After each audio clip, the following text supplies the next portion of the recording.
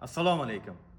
Mijozimizga 30 kilovatga 10 grid quyosh elektrostansiyasini o'rnatib berdik. Jinko panellari bilan va mana Solix 10 grid invertori bilan.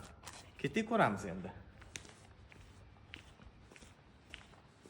Quyosh panellarimiz 9 tarafli, ikki tomonlama, sifati a'lo darajada. Va mana albatta 30 kilovatga 10 grid onlayn monitoringlarni ishlatib qo'ydik. Vyurobitkalari yaxshi, mana shu bulutli, mana bulut bo'lib turibdi havo.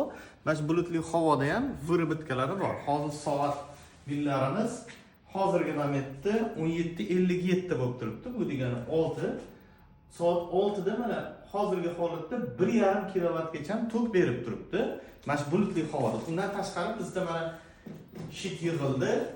Molniya zashiti, chaqmoq zashitalari, predохранительlari va DC avtomatlari hammasi o'sha talabga javob beradigan mahsulotlardan ishlatilgan va dunyodagi eng taniqli Xitoyning eng oldin brend kompaniyalarining mahsulotlari hammasi. Kimga shunaqa xizmatlar kerak bo'ladigan bo'lsa, pastda nomer qoldiramiz, kommentariy yozinglar, lichkaga yozinglar. Like, podpiska esdan chiqmasin.